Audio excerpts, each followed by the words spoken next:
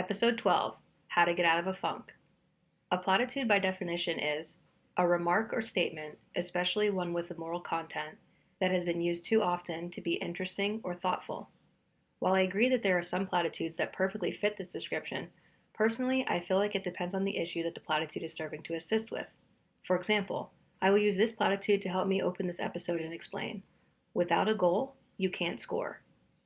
Just about everyone has experienced a funk, and the best way that I've learned how to get out of a funk is to give myself a goal.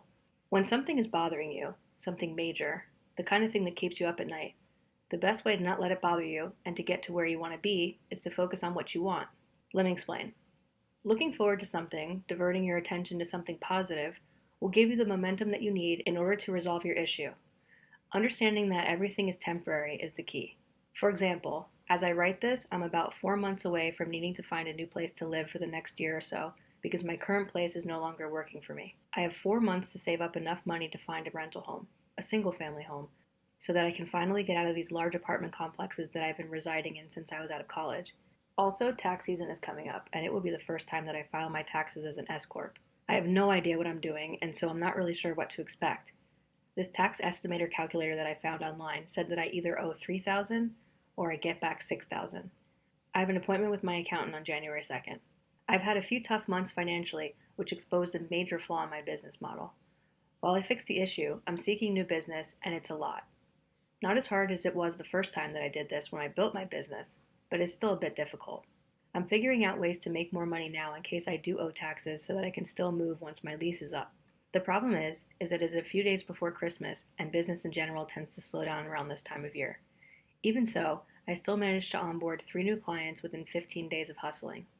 I also started writing this video series in the beginning of December, so this is helping me look forward to a possible new stream of revenue 6 months from when I start to release my videos. I have quite a few ebooks, templates, and consulting packages that I will release during this time period. You see, my goal is financial stability. When I lost my job, I lost everything, because like most millennials, I had barely any savings and student loans.